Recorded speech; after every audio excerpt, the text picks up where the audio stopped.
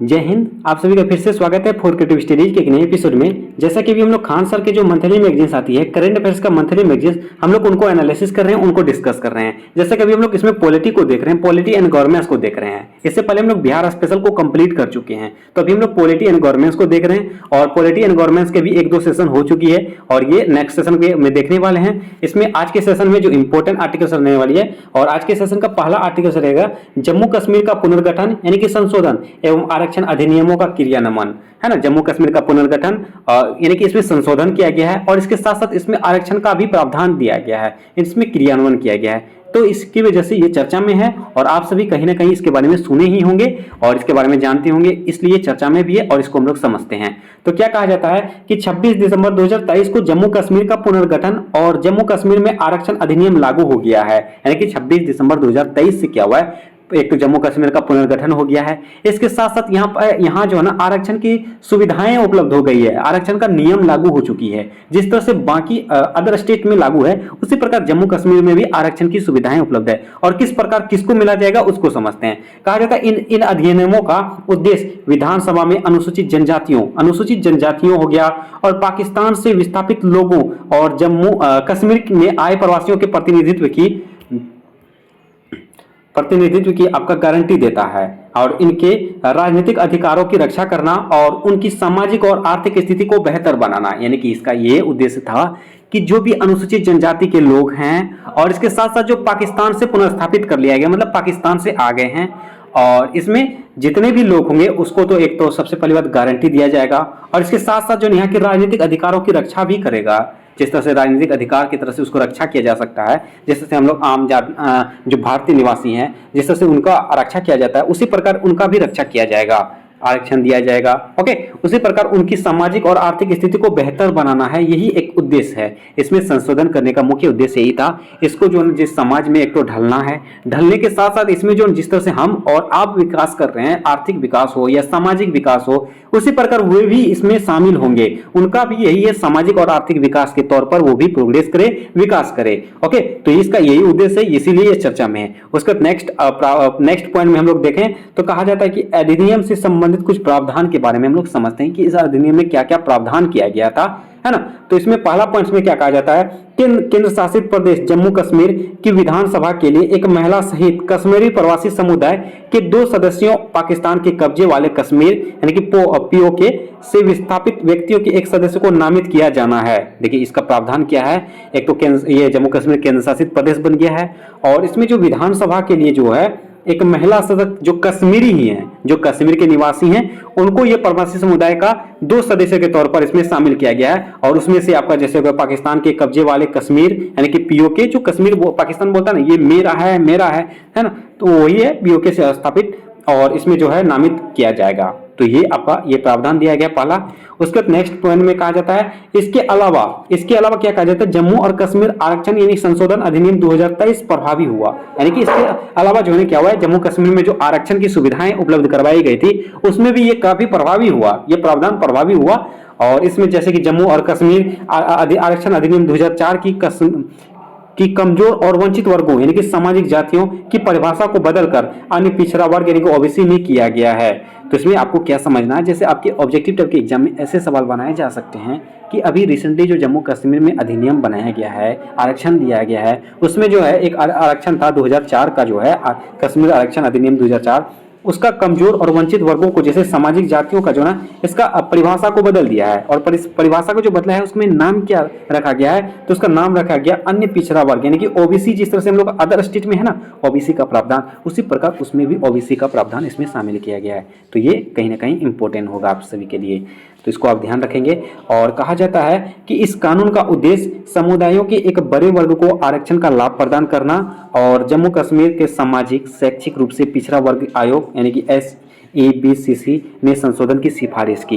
तो यही है आपका जितने भी, जैसे एक तो गारंटी देगा, गारंटी देने के बाद आपका सामाजिक आर्थिक हो गया, इन तमाम चीज़ों पर आपको विकास में सहायता करेगी और इसके साथ साथ वहाँ की जो राजनीतिक सुरक्षा भी दिया जाएगा। और इसमें जितने भी प्रावधान थे जैसे 2004 का संरक्षण अधिनियम, उसकी परिभाषाओं को किया गया नाम बदलकर उसमें जो अन्य पिछड़ा आयोग यानी कि ओबीसी की कैटेगरी में रखा गया है। तो ये सब चीज़ें इसमें शामिल किया गया है, यही सब प्रावधान है। तो आप इसको ध्यान रखेंगे, काफ़ी इंपॉर्टेंट था। और इस प्रकार ये आर्टिकल्स कंप्लीट हुआ। और देखिए ये है जम्मू और कश्मीर का जो है और लद्दाख के जो ये केंद्र शासित प्रदेश के तौर पर इसमें डिवाइड कर दिया गया है, तो आप इसको ध्यान रखेंगे। तो इस तरह से ये आर्टिकल्स कंप्लीट हुआ और हम लोग नेक्स्ट आर्टिकल जो इंपॉर्टेंट आर्टिकल रहेगा उसको हम लोग देखते हैं। तो उसका नेक्स्ट आर्टिकल रहने वाली हम लोग नेक्स्ट आर्टिकल देखने वाले हैं।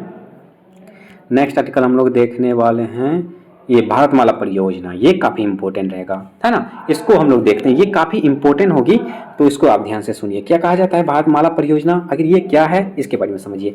भारतमाला के प्रथम चरण की समय सीमा को 6 साल बढ़ाकर 2027 से 28 कर दिया गया है। यानी कि भारत परियोजना का जो है एक प्रथम चरण चालू किया गया था, इसमें समय सीमा को बढ़ा दिया गया है। आपको ऑब्जेक्टिव टाइप के एग्जाम में पूछे जाएंगे कि भारतमाला परियोजना का जो प्रथम चरण था उसकी समय सीमा को कितना बढ़ा दिया गया है, तो 6 साल बढ़ा दिया गया।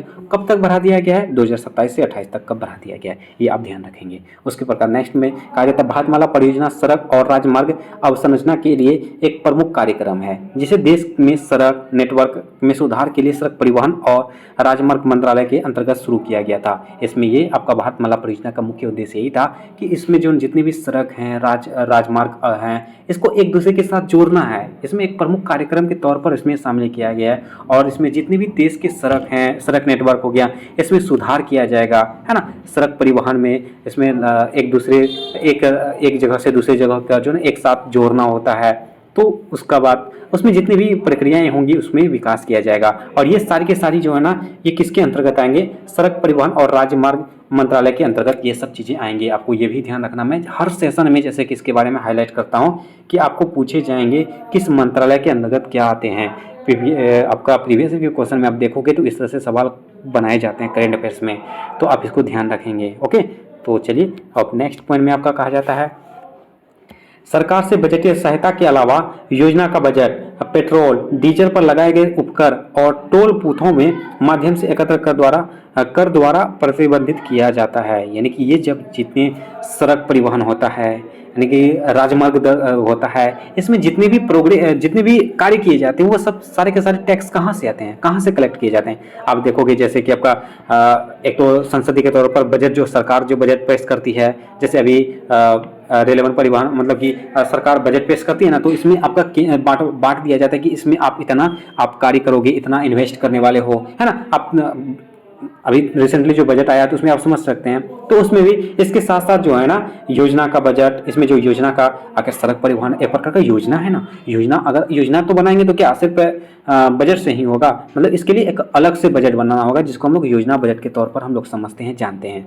है ना। और उसके बाद इसमें पेट्रोल में हो गया और डीजल में लगाए गए जितने भी कर हैं, है ना। आपका पेट्रोल में देखोगे कर लगाए जा रहे हैं, डीजल में कर लगाए जा रहे हैं, वो सारे के सारे कर कहाँ जाते हैं, ये सारे के सारे जो ये परिवहन के तौर पर सड़क और राजमार्ग में ये सब चीज़ों में लगाया जाता है। और जो है टोल बूथ जो होती है, आप देखते होंगे टोल बूथ, आप सोचते होंगे कि ये टोल बूथ आखिर किस पैसा क्यों देंगे, किसको देगा। ये टोल बूथ वो जो पैसा आते हैं ना उसी से तो सड़क बनती है, टोल टैक्स बनती है, इतना चीज़ें कहाँ से पैसा ला सकते हैं। तो यही सब चीज़ें हैं इसकी एक जरिया। ओके, तो ये आप ध्यान रखेंगे। उसी प्रकार नेक्स्ट पॉइंट में कहा जाता है कि इस प्रोजेक्ट का पहला चरण साल 2017 से शुरू किया गया था। अभी आपको क्या बताए थे, प्रथम चरण जो है उसमें 6 साल का वृद्धि कर दिया गया जो 2027 से 28 तक का, और इसका आपके शुरुआत कब किया गया था, 2017 को शुरू किया गया था और इसे 2022 तक पूरा किया जाना था लेकिन नहीं हुआ था। 2022 से 6 साल प्लस ऐड कर दिया गया है, मतलब कि लगभग 2027 से 28 तक का इसका टारगेट है। तो आप ये ध्यान रखें, हम लोग पहले भी डिस्कस कर चुके हैं। लेकिन अब प्रोजेक्ट का केवल 42% कार्य ही पूरा हो सका है, यानी कि 50% से भी कम ये कार्यक्रम का पूरा हो सका है। मतलब ये आप ध्यान रखोगे, अभी आपका ये 42% अभी आया है तो और करंट में भी है, और जब 100% बनेगा तब भी इसको करंट में आएगा। तो आप इससे चाहे कि अभी भी पढ़ लो और उस समय आएगा तो उस समय आपको सुविधा मिलेगा, है ना। तो ये सब बातें आप ध्यान रखेंगे, है ना। तो चलो ये है आपका भारतमाला कनेक्टिंग इंडिया, एक दूसरे के साथ देखो अब जोड़ रहे हैं सारे के सारे, जैसे भी सब है ना, हेलीकॉप्टर जैसे भी जो सब है ना, तो ये सब जोड़ा जा रहा है।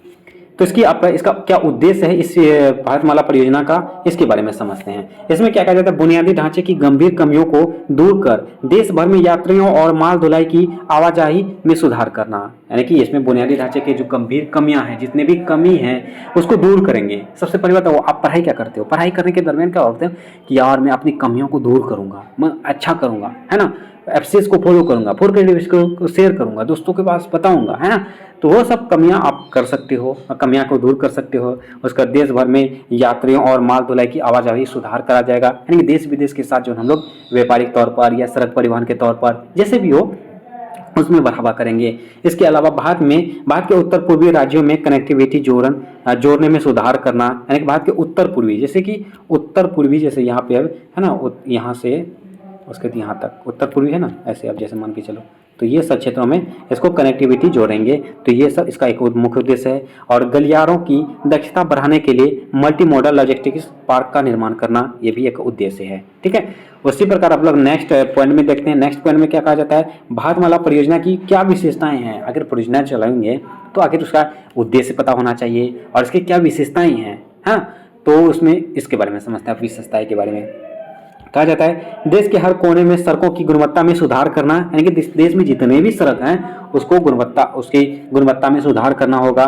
उसके बाद इससे देश के एक छोर से अंतिम छोर तक कनेक्टिविटी सुनिश्चित होगी, यानी एक छोर से दूसरे छोर तक यहाँ पे कनेक्टिविटी बनाई जाएगी, है ना। तो ये सब बातें आप ध्यान रखेंगे। उसी प्रकार नेक्स्ट में कहा जाता है राज्य और राष्ट्रीय राजमार्गों में यातायात व्यवस्था अधिक सघन और चौक पॉइंट होते हैं, जिसे इस परियोजना के माध्यम से राहत मिलेगी, है ना। तो जैसे अभी हम लोग का चौक पॉइंट हो गया, ये सब चीज़ें इसका राहत पॉइंट्स हैं, इससे इसका टैक्स वसूला जाता है, इससे कर इसका कर आता है। तो इस तरह से ये आपका ये विशेषताएं हैं। तो इस तरह से ये आपका भारतमाला परियोजना के बारे में भी समझ चुके हैं और जम्मू कश्मीर के बारे में भी समझ चुके हैं। तो आज के सेशन में बस 2 ही आर्टिकल्स को रहने देंगे, है ना। तो उसके बाद नेक्स्ट सेशन में हम लोग नेक्स्ट आर्टिकल को देखने वाले हैं। उम्मीद करता हूँ ये दोनों आर्टिकल्स इंपॉर्टेंट था और दोनों के दोनों आर्टिकल्स आप सभी को समझ में आ गया होगा। और एक सभी से रिक्वेस्ट है, निवेदन है, अगर चैनल में पहली बार आए हैं और चैनल को सब्सक्राइब नहीं किए तो प्लीज़ चैनल को सब्सक्राइब जरूर कर लीजिए और बेल आइकन को जरूर हिट करें। सेशन कैसा लगा आप रिव्यू जरूर दीजिए और अपने दोस्तों को भी ज़्यादा से ज़्यादा शेयर करें। चलिए मिलते हैं नेक्स्ट सेशन में, तब तक के लिए थैंक यू, जय हिंद।